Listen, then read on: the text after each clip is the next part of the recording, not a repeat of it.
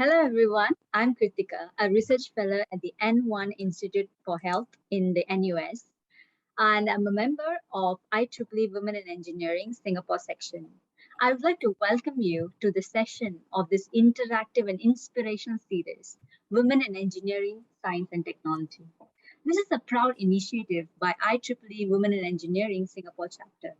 In this series, we interview successful women who have been trailblazers in their respective domains and whose story we feel is worthy of sharing as female leaders and mentors, who can be an inspiration to so many other women out there and can offer advice and insights that can help women all over the world to unleash their full potential.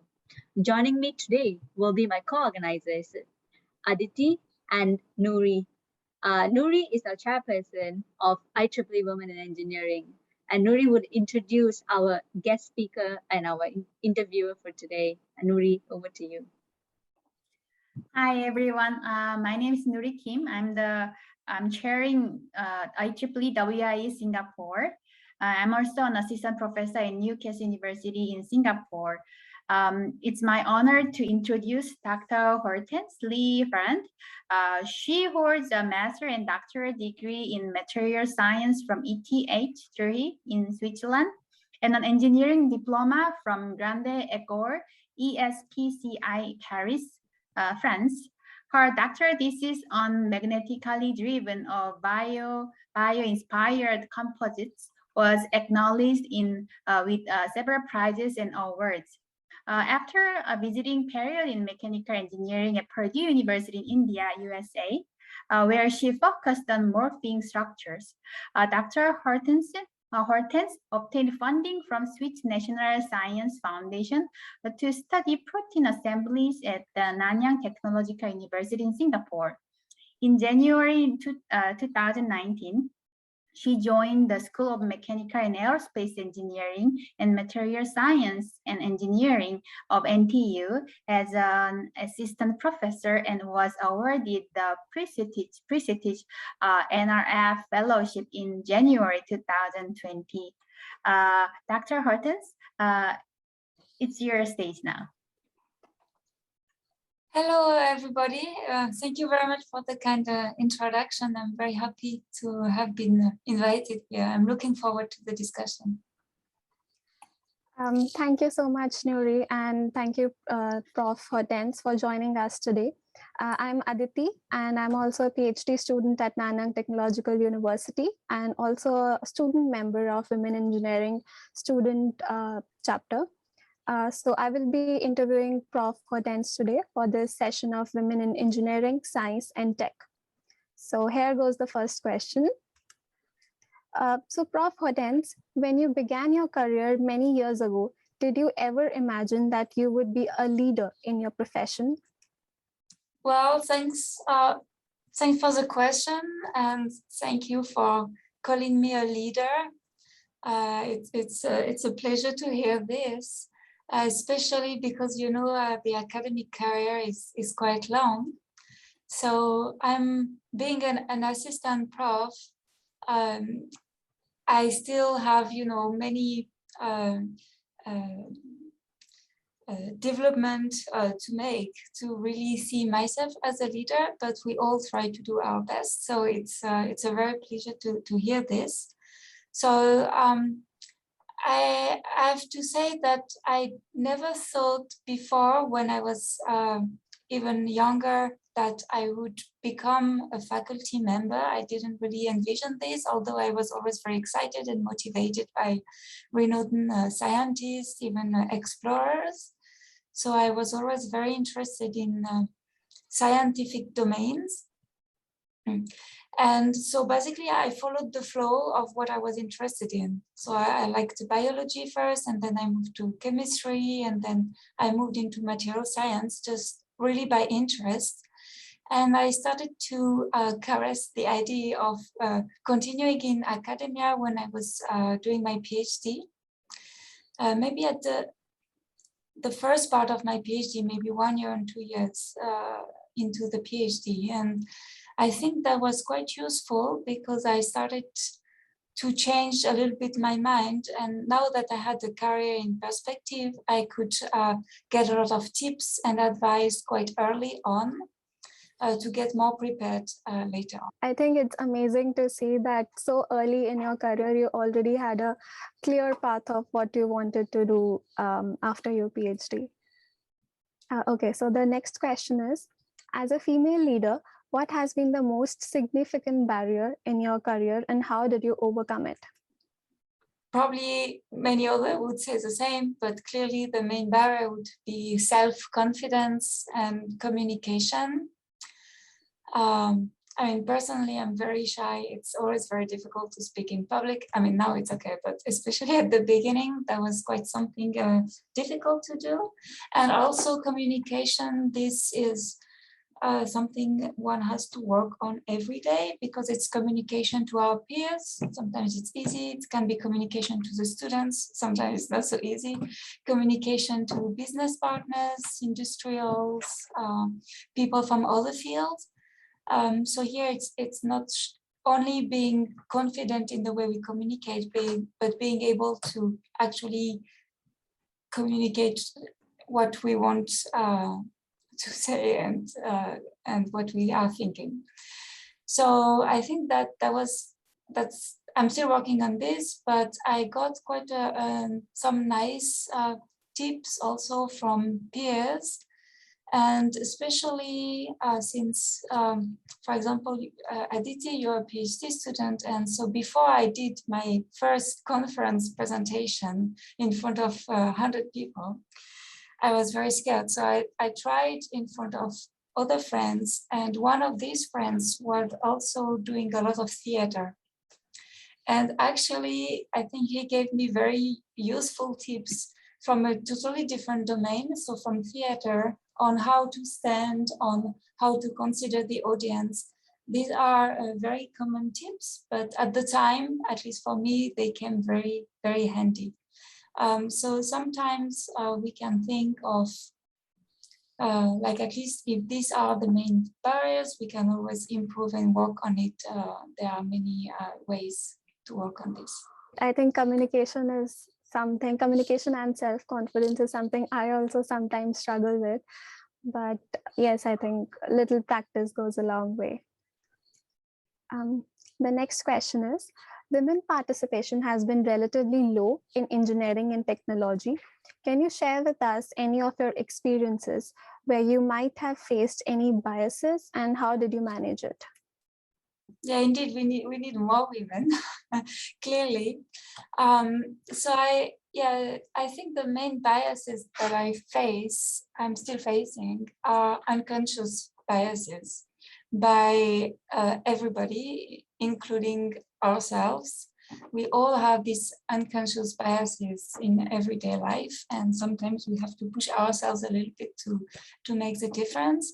But I have to say that, especially in engineering, I get the feeling that being from an underrepresented community is a value, actually, and it's more and more valued by our colleagues because it brings new ideas, out of the box ideas, which now we recognize we are needing these kind of ideas. So, you know, the examples of like all these robotics or all these devices that are developed, and sometimes one did not really thought so much about who is going to be the user, and then it might change in the design, for example.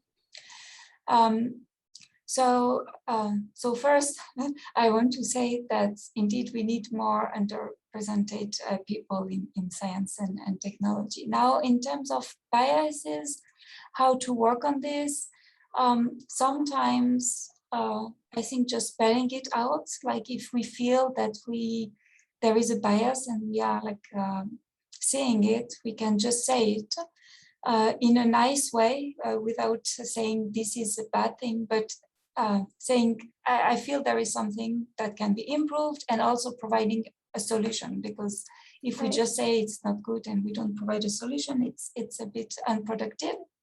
So if we can, I think we can say it. And so far, I try to do this and keeping in mind that I also have my own biases. So if we speak it out in a nice way, everybody is always very supportive and willing to make the difference, because sometimes it's just we don't realize it.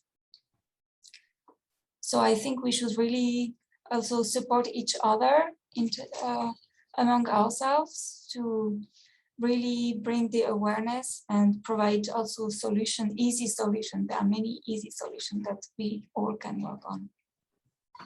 Definitely, I think supporting each other is the most important thing. And again, I think I noticed that in your answer, you mentioned that communication is important. So I think, again, effective communication is one of the most important things as well.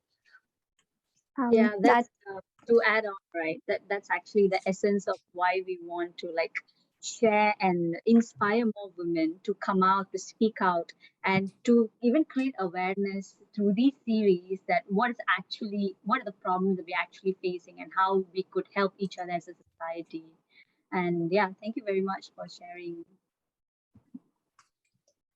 Right. So the next question is, what are some strategies that help women to be a leader in engineering and technology?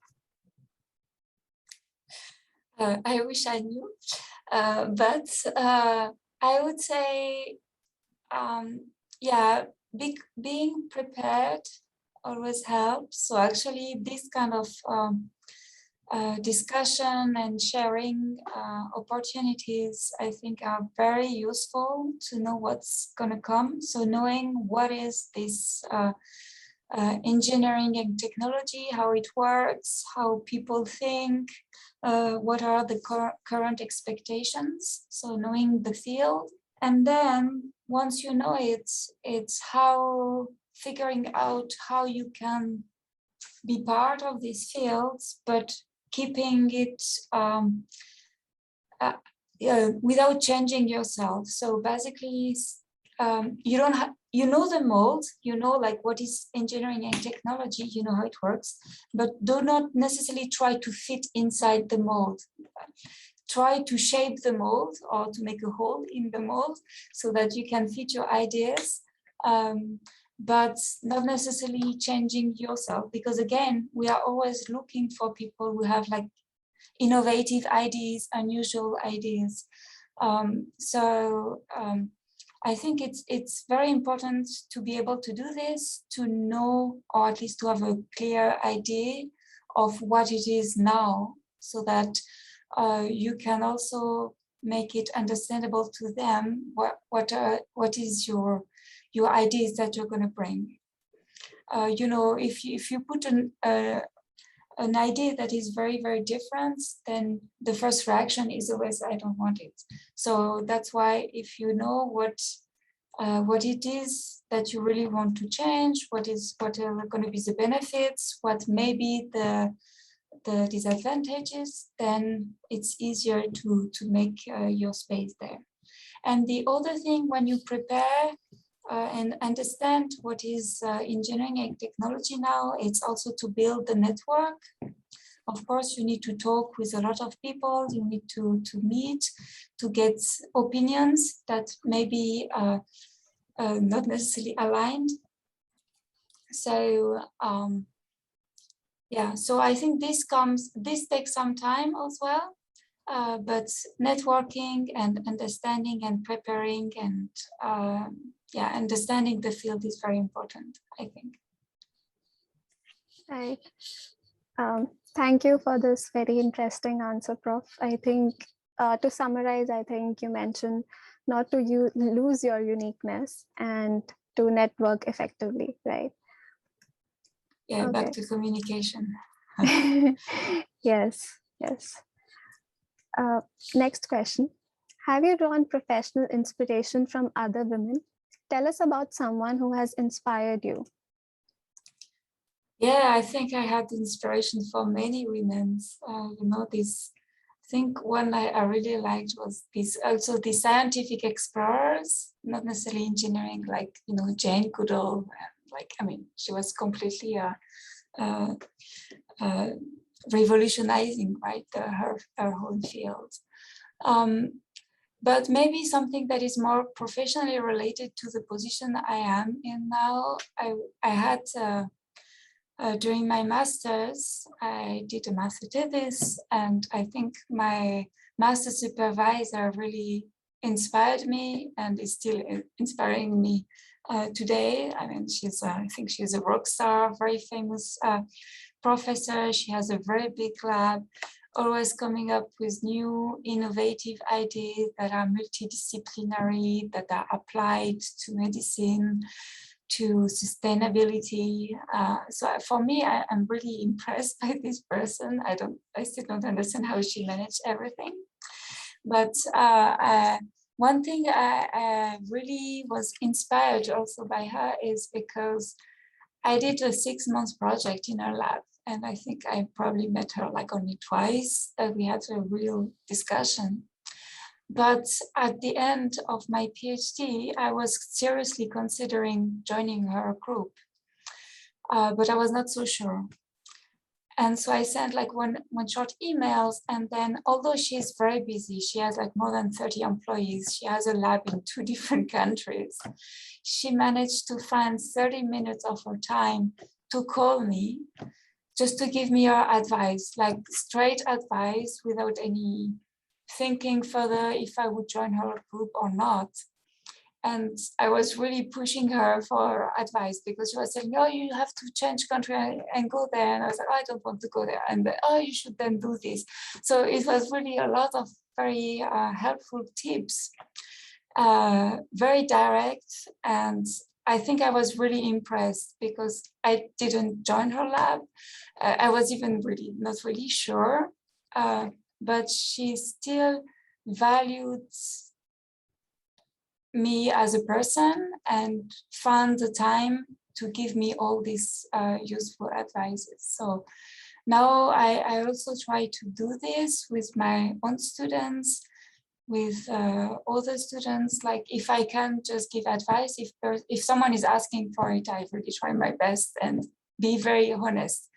I think in all advices, I just followed one, but I think it was the one that really worked for me. So I think, yeah, so this person, my master supervisor, is clearly my inspiration. Thank you so much, Prof, for sharing such an experience of yours. And I think it comes back to the fact that successful women support and empower other women as well. So I think that reflects in your experience. Kritika, did you want to add something? Yeah. Do you mind sharing her name?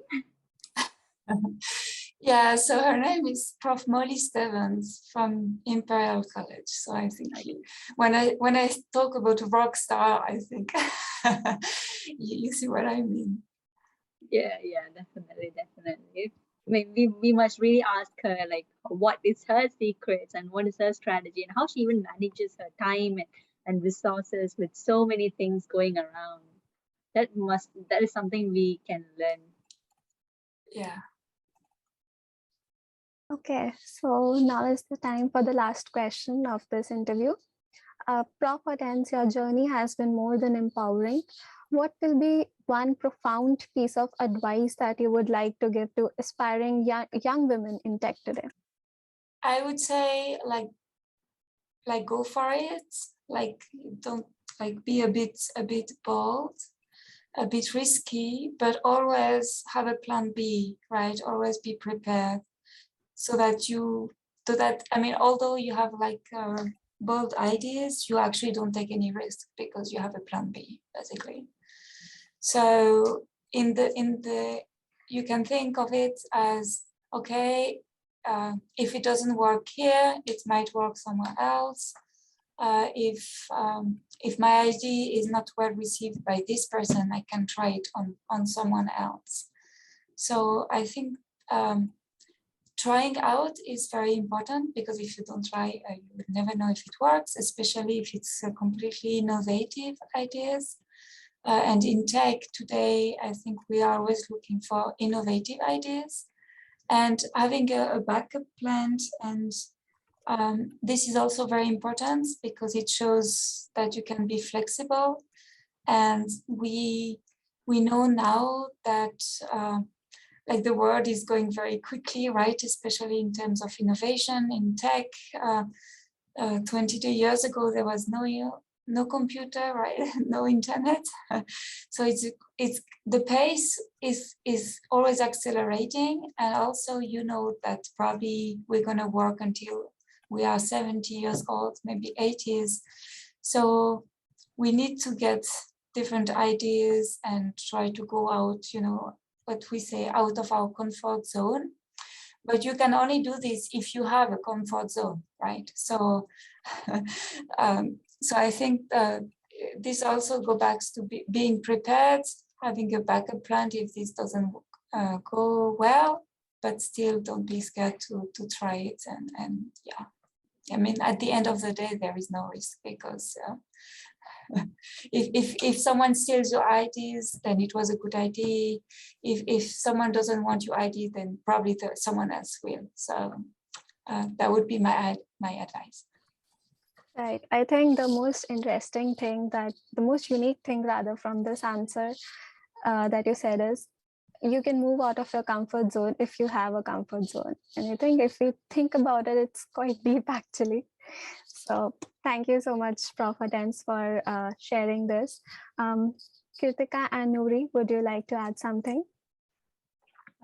Well, you have answered very in many questions, but I was quite inspired by one of your question answer that you have been extremely fortunate to having caring mentors throughout your academic and professional career. And also from this session, I also learned about the value of proper mentoring to a person is priceless. And thank you for your humble sharing for today, your time, your effort to support us. And I hope this session also helps to our women in engineer, female or students building their network and understanding and preparing their career paths in the future. In the future. Yeah. Yeah, thank you also for all these questions. I mean, it's these are all very meaningful questions. Yeah, thank you, Prof. Hortense. It was really insightful. And I think most of your answers were from very personal experiences and was very close to your heart, I should say. And it was really implementable. It looks simple, but the way we practice, like even a communication or networking, it's easy to say, but when you practice and you have lived that way, and we definitely take inspiration from you. Thank you so much for that. Thank you. Thank you, Prof. Thank you. Thanks, Kritika and Nouri.